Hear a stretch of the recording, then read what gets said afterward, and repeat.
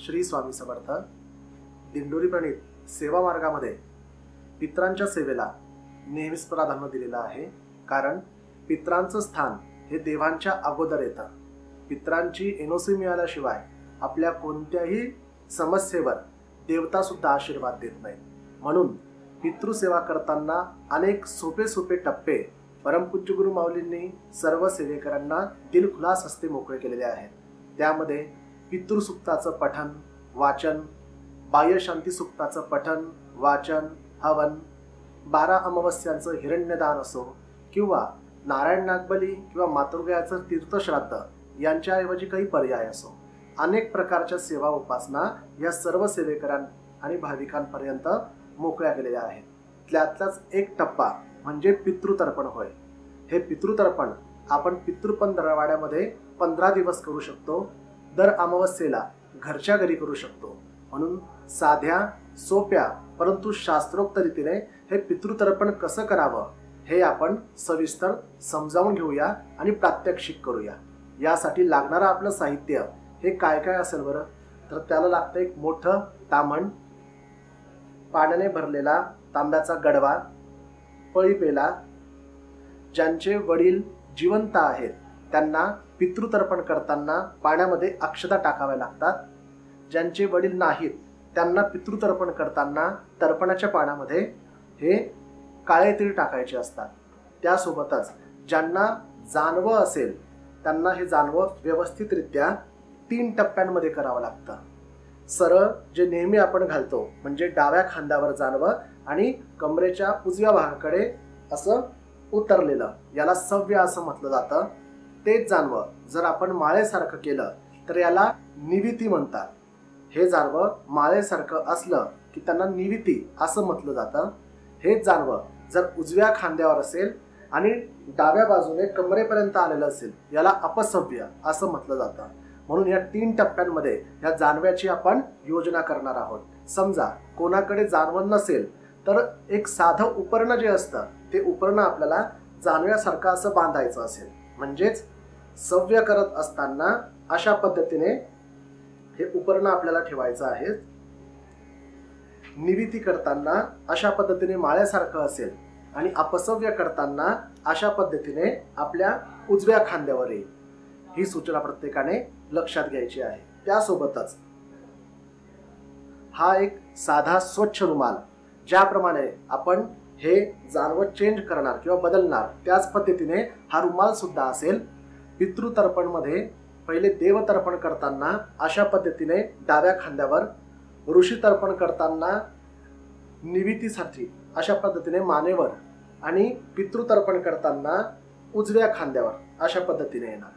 म्हणून ही सूचना आपण पितृतर्पण करताना टप्प्याटप्प्याने देणारच आहोत. त्या पद्धतीने प्रत्येकाने याचा वापर करायचा. सुरुवात करताना आपण आचमनापासून करणार आहोत. म्हणून उजव्या तळ हातावर पाणी घेऊन 3 वेळा आपल्याला प्यायचं आहे. आचम्य. ओम केशवाय नमः, ओम नारायणाय नमः, ओम माधवाय नमः. सरळ हाताने ताम्हणात सोडायचं. ओम गोविंदाय नमः, हात जोडायचे. ओम विष्णवे नमः, मधुसूदनाय नमः, त्रिविक्रमाय नमः, वामनाय नमः, श्रीधराय नमः, ऋषिकेशाय नमः, पद्मनाभाय नमः, दामोदराय नमः. ओम संकर्षणाय नमः, वासुदेवाय नमः, प्रद्युम्नाय नमः, निरुद्धाय नमः, पुरुषोत्तमाय नमः, दक्षजाय नमः. ओम नारसिंहाय नमः, अच्युताय नमः, जनार्दनाय नमः, उपेंद्राय नमः, हरये नमः, श्रीकृष्ण परमात्मने नमः. प्राणायाम करायचा आहे. हातात पाणी घ्यायचं. ओम प्रणवस्य परब्रह्म ऋषी परमात्मा देवता देवी गायत्री छंद एतेषां प्राणायामे विनियोगः. सरळ हाताने पाणी ताम्हणात सोडायचं. आपल्याला प्राणायाम करायचा आहे. उजव्या हाताची मधली 2 बोटं आपल्या डाव्या नाकपुडीला लावायची. श्वास मध्ये ओढायचा. उजव्या नाकपुडीला अंगठा दाबायचा आणि मनात गायत्री मंत्र म्हणायचा आहे. गायत्री मंत्र म्हणून झाल्यानंतर डाव्या नाकपुडीवरचे 2 बोटं काढून श्वास बाहेर सोडायचा. याला प्राणायामाची प्रक्रिया म्हणतात. आपण प्रात्यक्षिकरित्या करूया.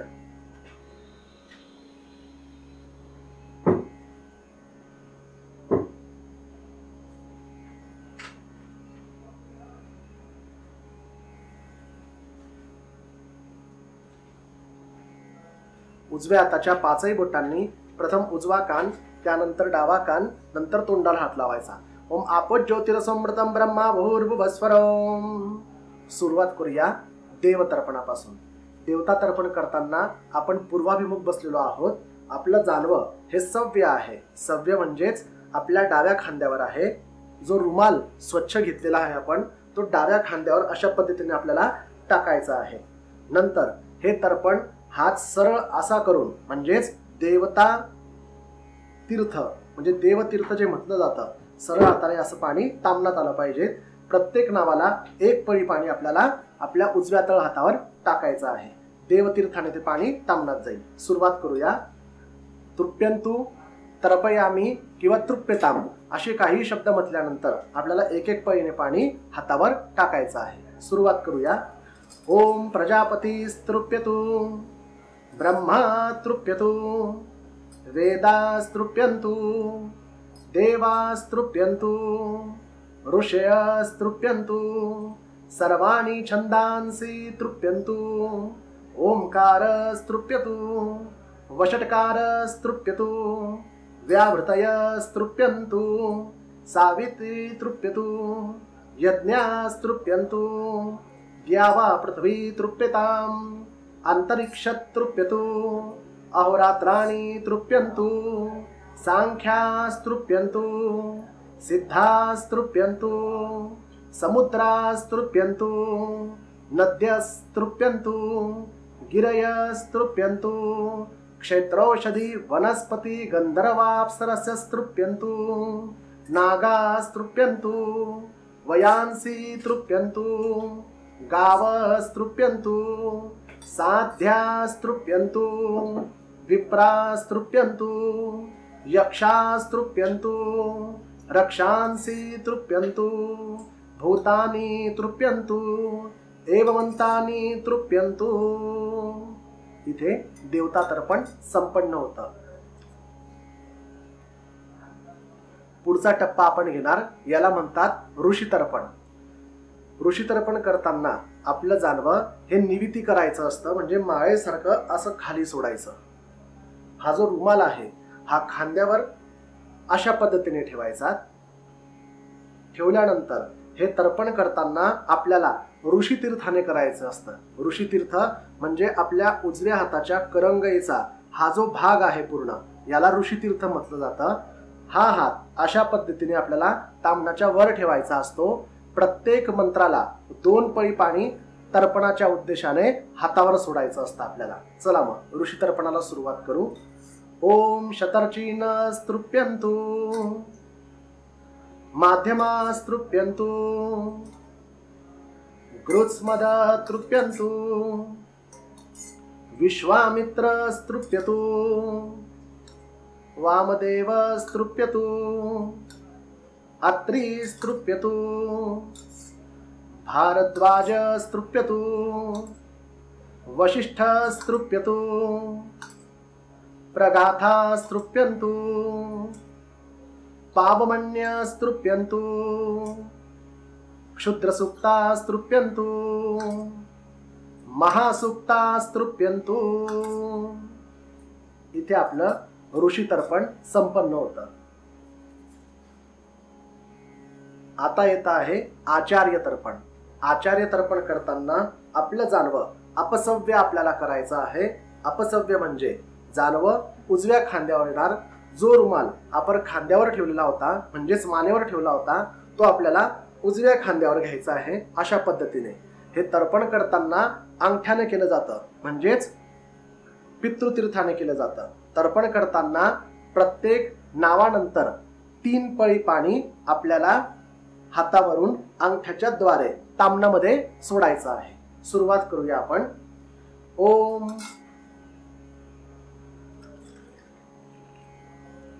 सुमंतु जैमिनी वैशंपायन पैल सूत्र भाष्य भारत महाभारत धर्माचार्य स्तृप्यन्तु,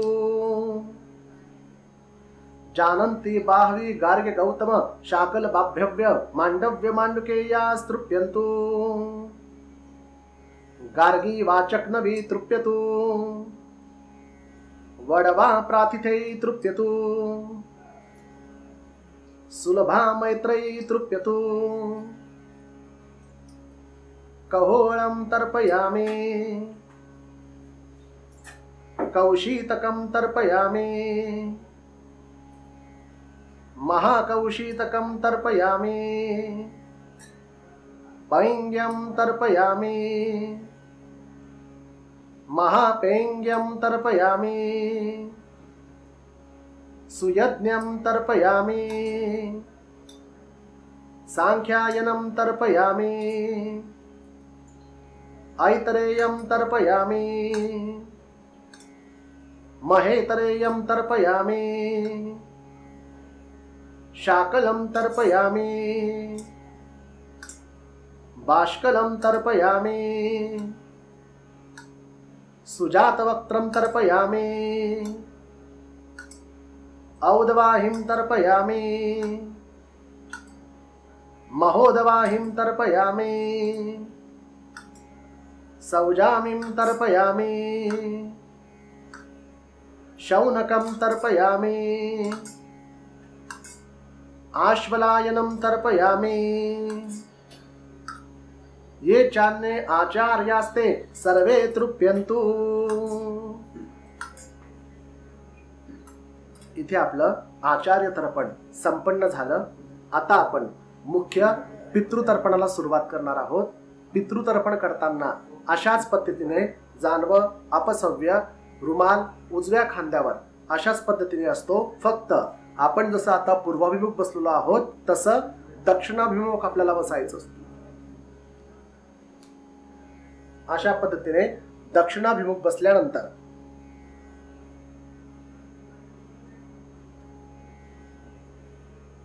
मुख्य पितृतर्पण आपण करणार आहोत। त्यामध्ये काही महत्त्वाच्या सूचना आपल्याला द्यावयाच्या आहेत। त्यामध्ये जर आपले वडील जिवंत असतील तर पाण्यामध्ये अक्षता टाकून आपल्याला तर्पण करायचं असतं। वडील जिवंत नसतील तर पाण्यामध्ये काळं तीळ टाकून आपण तर्पण करू शकतो। तर्पण करताना ज्या नातेवाईकांचे नाव आपल्याला आठवतात त्यांचे नाव आणि त्यांचे गोत्र हे व्यवस्थित आपल्याला तर्पणामध्ये वापरायचे असतात। समजा एखाद्या कोणत्याही नात्याचं किंवा नातलगाचं आपल्याला नाव आठवलं नाही, ते जर पुरुष असतील तर त्यांच्या ठिकाणी ब्रह्मा, विष्णू, महेश असं म्हणावं। त्या जर महिला असतील तर त्यांच्या जागी गंगा, यमुना, सरस्वती आपण म्हणू शकतो। काहींचं गोत्र नाही आठवलं तर आपण काश्यप या गोत्राने त्यांचं तर्पण पूर्ण करू शकतो। परंतु प्रत्येकाचे गोत्र आणि नावं हे असणं आवश्यक आहे। म्हणून त्या पितृतर्पणाला सुरुवात करताना आपल्याला दक्षिणेकडे तोंड करून बसायचं आहे। जानवं अपसव्य म्हणजे उजव्या खांद्यावर असं, त्यासोबत रुमाल सुद्धा उजव्या खांद्यावर असावा। तर्पण करताना प्रत्येक नावाला 3 वेळा तर्पण अंगठ्याने द्यायचं आहे। सुरुवात करूया। पितृतर्पण करत असताना सर्वप्रथम ज्यांचे वडील गेले आहेत त्यांनी माझ्या मागे तर्पणाचे मंत्र म्हणत जेव्हा मी तर्पयामी असा शब्द म्हणेल त्यावेळेस 3 पळी पाणी हे अंगठ्याच्या साहाय्याने ताम्हणात सोडायचं आहे। ज्यांचे वडील गेले असतील त्यांनी प्रथम तर्पण करायचं आहे। म्हणायचं अस्मत् पितरम, त्यांचं नाव घ्यायचं। नामने, गोत्राचा उच्चार करा आपल्या।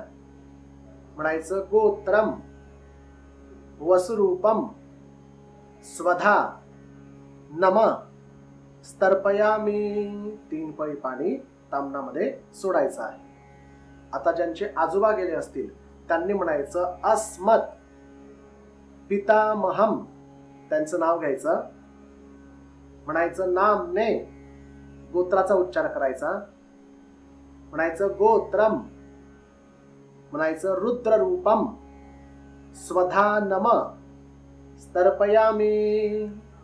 3 वेळा तर्पण द्यायचं। आता ज्यांचे पंजोबा गेले असतील त्यांनी म्हणायचं अस्मत् प्रपितामहम, त्यांचं नाव घ्या। म्हणायचं नामने, गोत्राचा उच्चार करायचा। म्हणायचं गोत्रम आदित्य रूपम स्वधा नम तर्पयामी। 3 वेळा तर्पण द्यायचं आहे। ज्यांच्या आई गेल्या असतील त्यांनी तर्पण द्यायचं। म्हणायचं अस्मन् मातरम, त्यांचं नाव घ्यायचं। म्हणायचं नामनिम, गोत्राचा उच्चार करा। म्हणायचं गोत्राम वसुरूपाम स्वधा नम तर्पयामी, 3 वेळा तर्पण द्यायचं. ज्यांच्या आजी गेल्या असतील, आजी म्हणजे वडिलांच्या आई, म्हणायचं अस्मत् पितामहीम, नाव त्यांचं, म्हणायचं नामनी, गोत्राचा उच्चार करा, म्हणायचं गोत्राम रुद्ररूपाम स्वधा नम तर्पयामी. आता आपल्या ज्या पणजी गेल्या असतील, म्हणजेच आपल्या वडिलांच्या आजी, आपल्या ज्या पणजी गेल्या असतील त्यांच्या नावे, म्हणायचं अस्मत् प्रपितामहीम, नाव घ्या त्यांचं, म्हणायचं नामनीम, गोत्राचा उच्चार करा, म्हणायचं गोत्राम आदित्य रूपाम स्वधा नम तर्पयामी, तर्पण द्यायचं. ज्यांच्या सावत्र आई गेल्या असतील त्यांनी म्हणायचं अस्मत् सापत्न मातरम, त्यांचं नाव घ्यायचं, म्हणायचं नामनीम, गोत्राचा उच्चार करा, म्हणायचं गोत्राम वसुरूपाम स्वधा नम तर्पयामी, तर्पण द्यायचं. सावत्र आईनंतर आता आपल्या आईचे वडील यांच्या नावे तर्पण देणार आहात. हे तर्पण देत असताना आईच्या वडिलांचं नाव वगैरे घेतल्यानंतर जर आईची आई गेलेली असेल तरच सपत्निकम या शब्दाला उच्चार करायचा, नाहीतर नाही. सुरुवात करूया. आईचे वडील अस्मन् मातामहम, त्यांचं नाव, म्हणायचं नामने, गोत्राचा उच्चार, गोत्रम वसुरूपम. जर आईच्या आई गेल्या असतील तर म्हणा सपत्निकम स्वधा नम तर्पयामी, तर्पण करायचं. आता आईंचे आजोबा आपल्या, म्हणायचं अस्मन् मातृ पितामहम, त्यांचं नाव घ्यायचं, म्हणायचं शर्माणम, गोत्राचा उच्चार, म्हणायचं गोत्रम रुद्ररूपम. जर त्यांच्या पत्नी गेल्या असतील, म्हणजे आपल्या आईच्या आजी गेल्या असतील तर म्हणा सपत्निकम स्वधा नम तर्पयामी, तर्पण द्यायचे. आपल्या आईंचे पंजोबा त्यांच्या नावे तर्पण, म्हणायचं अस्मन् मातृ प्रपितामहम, त्यांचं नाव घ्यायचं, म्हणायचं नामने, गोत्राचा उच्चार करा, म्हणायचं गोत्रम आदित्य रूपम.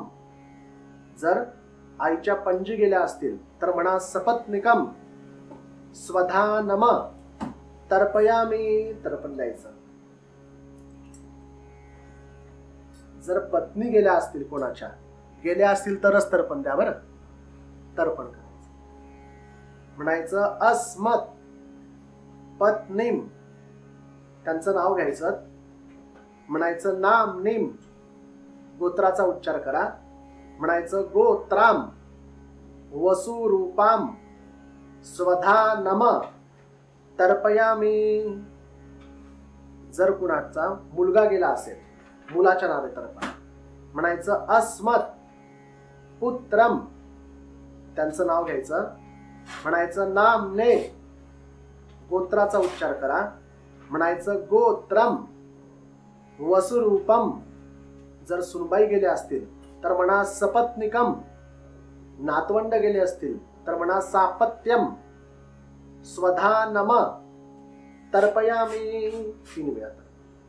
जर कुणाची मुलगी गेली असेल, मुलीच्या नावे तर्पण, म्हणायचं अस्मद दुहितरम, त्यांचं नाव घ्यायचं, म्हणायचं नामनी, गोत्राचा उच्चार करा, म्हणायचं गोत्राम वसुरूपाम.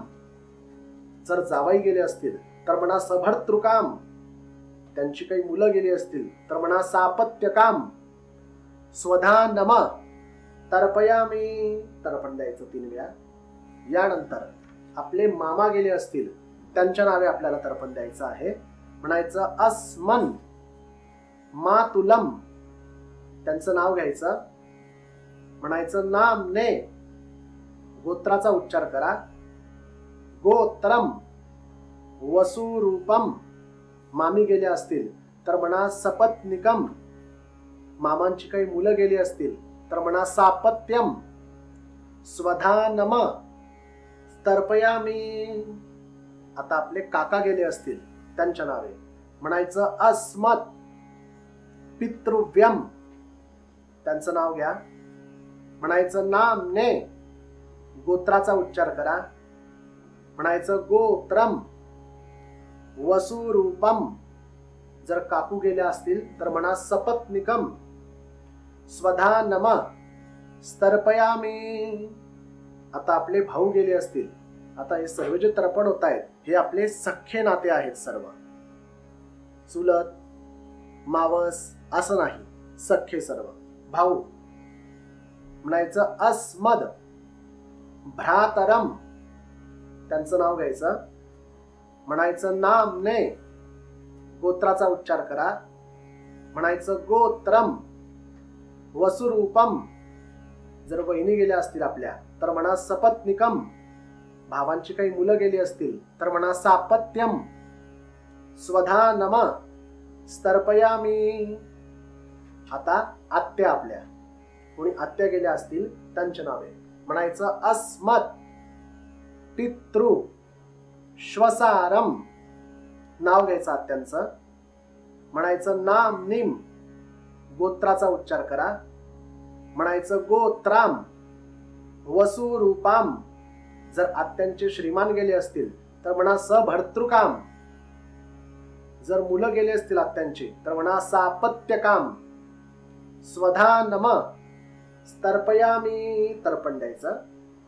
आता ज्यांच्या मावशी गेल्या असतील मावशींच्या नावे तर्पण म्हणायचं अस्मन मातृ श्वसारम, नाव घ्यायचं त्यांचं, म्हणायचं नाम निम गोत्राचा उच्चार करा, म्हणायचं गोत्राम वसुरूपाम, जर मावशींचे श्रीमान गेले असतील तर म्हणा सभर्तृकाम, मावशींची काही मुलं गेली असतील तर म्हणा सापत्यकाम, स्वधानम स्तर्पयामी तर्पण द्यायचं.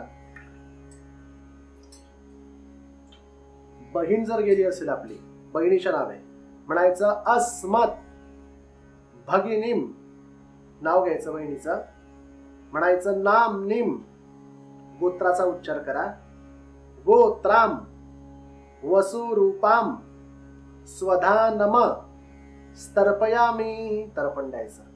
आपले सासरे जर गेले असतील त्यांच्या नावे म्हणायचं अस्मत् श्वशूरम, नाव त्यांचं, म्हणायचं नामने गोत्राचा उच्चार त्यांच्या, म्हणायचं गोत्रम वसुरूपम, जर सासूबाई गेल्या असतील म्हणा सपत्निकम स्वधानम स्तर्पयामी तर्पण द्यायचं. ज्यांचे गुरु गेले असतील गुरूंच्या नावे तर्पण देऊ शकतो आपण, म्हणायचं अस्मद गुरुम, त्यांचं नाव घ्यायचं, म्हणायचं नामने गोत्राचा उच्चार, म्हणायचं गोत्रम वसुरूपम, जर गुरूंच्या पत्नी गेल्या असतील तर म्हणा सपत्निकम स्वधानम स्तर्पयामी तर्पण देऊ शकतो आपण. आता इथे आचार्य तर्पण येतं. आचार्य तर्पण करताना स्वामी सेवा मार्गामध्ये आपल्याला आचार्य स्थानी परमपूज्य पिठले महाराज आणि मोरे दादा आहेत, म्हणून आपण त्यामार्फत तर्पण घेऊ शकतो. म्हणायचं अस्मद आचार्यम भारद्वाज गोत्रम श्री नारायणदास श्रीपाद श्री वल्लभ पिठले शर्माणम वसुरूपम स्वधानम स्तर्पयामी तर्पण द्यायचं. मोरेदादांच्या नावे तर्पण देऊया. म्हणाय अस्मद आचार्यम श्री खंडेराय शर्माणम भारद्वाज गोत्रम वसुरूपम सपत्निकम स्वधानम स्तर्पयामि। आता आपल्याला शिष्यांच्या नावे तर्पण द्यायचं आहे, ज्याला कोणत्याही प्रभागामध्ये, कोणत्याही विभागामध्ये किंवा येन तेन प्रकारे कोणत्याही पद्धतीने आपण काही शिकवलेलं असेल अशांना सुद्धा आपल्याला तर्पण द्यायचं आहे। साधारणतः तर्पण करत असताना ज्यांची ज्यांची नावं आपल्याला अचानक आठवतात ते सर्व व्यक्ती आपल्याकडनं तर्पणाची अपेक्षा करत असतात। म्हणून आता सद्य परिस्थितीला शिष्यवत तुम्ही ज्यांच्यावर प्रेम केलं असेल, काही शिकवलं असेल, अशा कोणाचं नाव जर आठवत असेल त्यांच्या नावे आपल्याला तर्पण द्यायचं आहे। ते गेलेले असावेत फक्त। शिष्यांच्या नावे म्हणायचं अस्मत् शिष्यम, त्यांचं नाव घ्यायचं, म्हणायचं नामने, गोत्राचा उच्चार करायचा, म्हणायचं गोत्रम वसुरूपम, ते सपत्निक गेले असतील तर म्हणा सपत्निकम, त्या स्त्री असून जर त्यांचे श्रीमान पण गेले असतील तर म्हणा सभर्तारकम, मुलंही त्यांची गेली असतील तर म्हणा सापत्यम, स्वधानम तर्पयामि, तर्पण द्यायचं आहे। आता मित्रांच्या नावे, ज्यांनी मित्र म्हणून जरी राहून भावासारखं किंवा अनेक नात्यांनी आपल्या सर्वांना मदत केलेली असेल, असे काही जीवाभावाचे आपले मित्र असतील त्यांच्या नावे आपल्याला तर्पण द्यायचं आहे। म्हणायचं अस्मन् मित्रम, त्यांचं नाव घ्यायचं, म्हणायचं नामने, गोत्राचा उच्चार करायचा त्यांच्या, म्हणायचं गोत्रम वसुरूपम, जर त्यांच्या पत्नी गेल्या असतील तर म्हणा सपत्निकम, जर त्या महिला असून त्यांचे श्रीमान गेले असतील तर म्हणा सभर्तारकम, त्यांची मुलं गेली असतील काही तर म्हणा सापत्यम, स्वधानम स्तर्पयामि, तर्पण द्यायचं। आता जेवढ्याही नात्यांनी आपण तर्पण दिलेलं आहे त्या सर्व नात्यांच्या व्यतिरिक्त जर इतर तुमचे काही आप्त राहिलेले असतील, यामध्ये आपले इतर जवळचे नातलं म्हणजेच काकांची काही मुलं असतील, आत्यांच्या काही नात्यातले गेले असतील किंवा इतर आपले जे काही नाते संबंध असतील त्यातलं जे कोण राहिलं असेल त्यांच्या नावे हे तर्पण द्यायचं आहे। आप्त तर्पण म्हणतात त्याला। म्हणायचं अस्मद आप्तम, त्या आप्तांची नावं घ्यायची आपल्याला, म्हणायचं नामने, त्यांच्या गोत्रांची नावं घ्या, म्हणायचं गोत्रम वसुरूपम, त्यांच्या पत्नी गेल्या असतील तर म्हणा सपत्निकम, जर त्यांची मुलंही गेलेली असतील तर म्हणा सापत्यम, जर त्या महिला असतील त्यांचे पती गेले असतील तर म्हणा सभर्तारकम, स्वधानम स्तर्पयामि, तर्पण द्यायचं। आता आपल्या कुळाच्या उत्कर्षासाठी जर कोणी प्रयत्न केले असतील, तुम्हाला मदत केली असेल, असं कोणत्याही क्षेत्रात आपल्यावर ज्यांचे उपकार आहेत त्या उपकारकर्त्यांच्या नावे आपल्याला तर्पण द्यायचं आहे। म्हणायचं अस्मद उपकार कर्तारम, त्यांचं नाव घ्यायचं,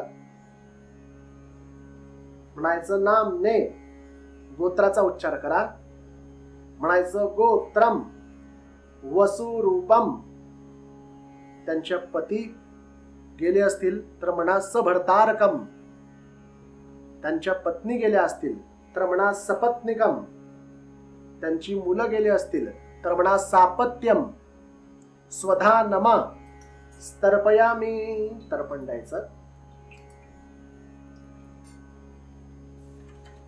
अशा पद्धतीने एकूण 27 प्रकारच्या आपल्या आप्तेष्टांचं तर्पण या पितृतर्पणामध्ये होतं। या व्यतिरिक्त एक अज्ञात तर्पण असतं की आपले नानाविध जे काही जन्म झालेले आहेत त्या प्रत्येक जन्मामध्ये आपण कोणत्या ना कोणत्या रूपामध्ये आपला परमेश्वराने दिलेला सहभाग निभावलेला आहे। त्या प्रत्येक जन्मातल्या कोणत्या तरी नात्याने आपल्याकडनं काहीतरी अपेक्षा कणभरही केली असली ती सुद्धा सध्या जीवनामध्ये आपल्याला चांगल्या किंवा वाईट परिस्थिती भोगण्यासाठी कारणीभूत ठरतात।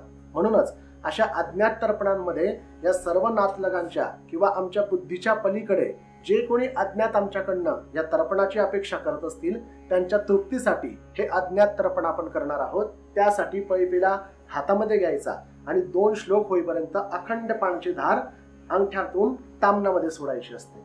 ओम आ ब्रह्म स्तंभ पर्यंतम देवर्षि पितृमानवः तृप्यन्तु पितरः सर्वे मातृमाता महादयः अतीतकुलकोटीनां सप्तद्वीपनिवासिनाम् आब्रह्मभुवनाल्लोक दीदमस्तु तिलोदकम्। आता यामध्ये एक वस्त्र निष्पीडनाचा कार्यक्रम होतो, म्हणजेच ज्या कोणाला या तर्पणामध्ये ताम्हणामध्ये जे तर्पण करतो ते घेण्याचा अधिकार नसेल, मग त्यामध्ये जे वेगळ्या गोत्राचे असतात, जे निघून गेलेले असतात किंवा ज्यांचा अंत झालाय का नाही झाला या आपण विवंचनेत असतो की ते जिवंत आहेत की नाही हे सुद्धा आपल्याला माहिती नसतं, अशांसाठी एक वस्त्र निष्पीडित तर्पणामध्ये एक भाग असतो। त्यामध्ये आपण हा जो उजव्या खांद्यावर रुमाल ठेवलेला आहे त्या रुमालाची दोन्ही टोकाशी वर करायची, त्यांची छोटी पुरचंडी अशी बनवायची असते, ती बनवून आपल्याला तर्पण केलेल्या पाण्यामध्ये बुडवायची आणि दक्षिण दिशेला समोर जमिनीवर पिळायची असते। त्याला वस्त्र निष्पीड म्हटलं जातं। त्याला सुरुवात करू। ओम येके चास्मत्कुले जाता अपुत्रा गोत्रिणो मृतः ते गृह्णन्तु मया दत्तं वस्त्र निष्पीडनोदकम्।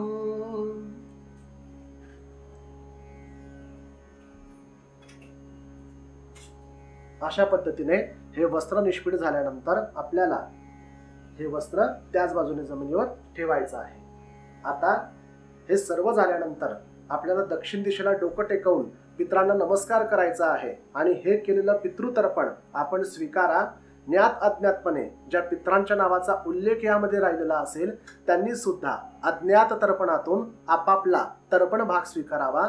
जे कोणी या तर्पण किंवा पितृसेवेतून वंचित आहेत परमेश्वराच्या नियमाप्रमाणे त्यांनी वस्त्र निष्पीडनाने तृप्त व्हावं आणि आमच्या सर्व कुळाला अखंड प्रगतीचे आशीर्वाद द्यावेत, म्हणून डोकं टेकवून समस्त पितरांना नमस्कार करायचा असतो आपण।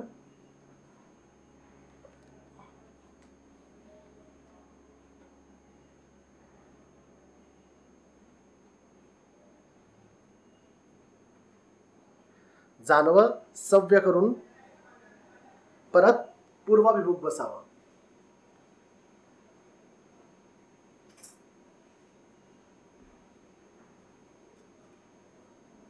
पळी पेळातलं उरलेलं सर्व पाणी हे ताम्हणामध्ये टाकायचं आहे आपल्याला।